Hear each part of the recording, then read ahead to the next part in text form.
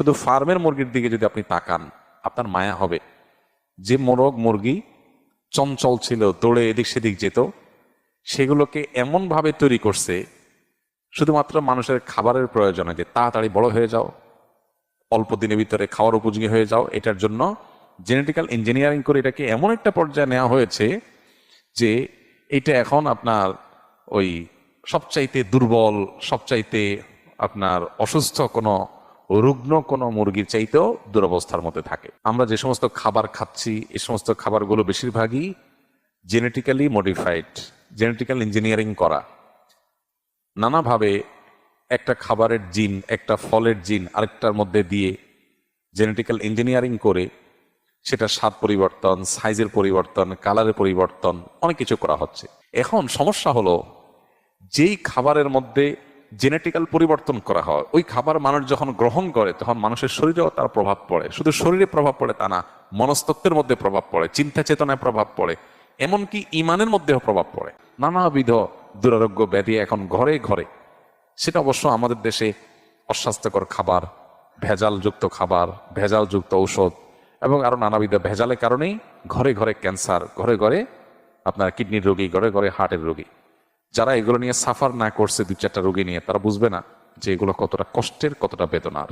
আপনি দেখবেন যে আসহাবে কাহফের ঘটনা বলতে গিয়ে আল্লাহ সুবহানাহু ওয়া তাআলা বলেছেন, তারা যখন গুহা থেকে অনেক বছর, বহুকাল পর তারা যখন আবার প্রাণ ফিরে পেয়েছেন, তাদের মধ্যে তাদের কাছে আগের যুগের কিছু কয়েন ছিল, সেগুলো নিয়ে একজনকে তারা বাজারে পাঠিয়েছেন। পাঠানোর সময় বলেছিলেন, ফালিয়ানজুর আইয়ুহা আজকা তাআমা, এই টাকা নিয়ে বাজারে গিয়ে দেখো কোন খাবারটা সবচেয়ে বেশি আজকা। এই আজকার মানে শুধু হালাল হওয়া নয়, কোনটা সবচেয়ে বেশি পবিত্র, ফ্রেশ, অরিজিনাল এবং উপযোগী মানুষের জন্য, সেটা খুঁজে বের করতে আনা হয়েছে। এই জন্য আমাদের বাচ্চাদেরকেও যথাসম্ভব এই খাবার দেওয়ার ক্ষেত্রে এই জিনিসগুলো আমাদের খেয়াল করা দরকার। মানুষ যত বেশি প্রাকৃতিক খাবার খাবে, যত বেশি নেচারের কাছাকাছি থাকবে, যত বেশি মানুষ অর্গানিক লাইফ লিড করবে, যত বেশি অরিজিনাল খাবার মানুষের শরীরে ঢুকবে, তত বেশি মানুষের চিন্তাধারার ভিতরে প্রাকৃতিক চিন্তা থাকবে। প্রাকৃতিক চিন্তা কি?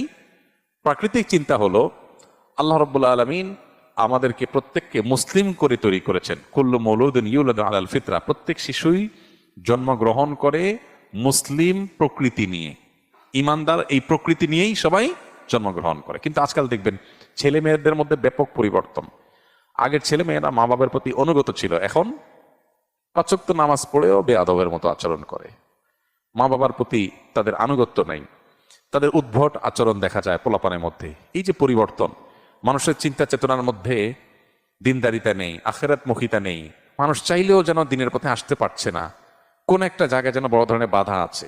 এগুলোর অনেক কারণের ভিতরে একটা কারণ এটাও যে আমরা যে সমস্ত খাবার গ্রহণ করছি, এই খাবারগুলোর মধ্যে কৃত্রিমতা আছে, ভেজাল আছে।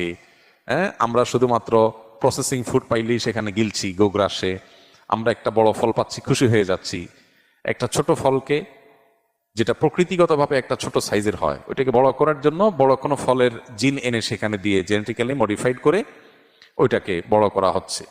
আমরা তো খুশি হয়ে যাচ্ছে, অনেক বড় ফল খাচ্ছি, কিন্তু এই জিনগত পরিবর্তন যে ফুডের মধ্যে করা হয়েছে, ওটা যখন আমরা আমাদের শরীরে গ্রহণ করছি, তখন আমাদের শরীরের মধ্যেও সেটার পরিবর্তন ঘটছে, মনস্তত্ত্বের মধ্যে পরিবর্তন ঘটছে।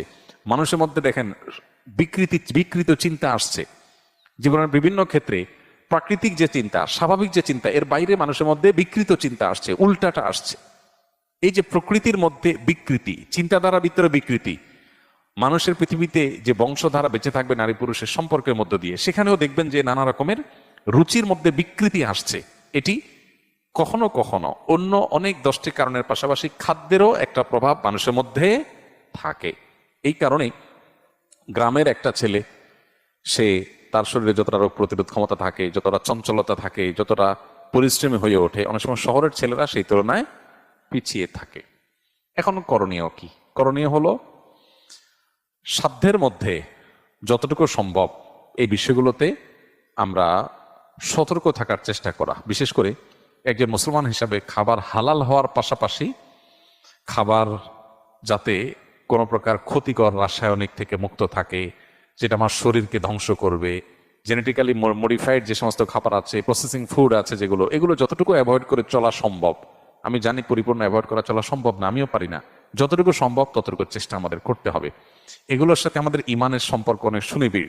শুধু হালাল না, খাবার যতটা ফ্রেশ হবে, ভেজাল মুক্ত হবে, আমরা ততটা সুস্থ থাকবো, শারীরিকভাবেও মানসিকভাবেও, এবং ইমানও তত বেশি পরিপুষ্ট হবে।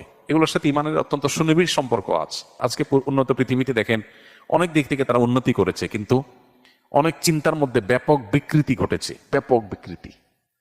যেমন সমকামিতা, এটা অনেকের রুচিতে এখন আসছে, যেটা মানুষের প্রকৃতি বিরুদ্ধ, যেটা ছিল না মানুষের মধ্যে বাই নেচার, এটা ছিল না। এটা ছিল রোগের মতো, রোগী হিসাবে কিছু মানুষের মধ্যে, এখন এটা অনেকটা স্বাভাবিক হয়ে যাচ্ছে মানুষের মধ্যে।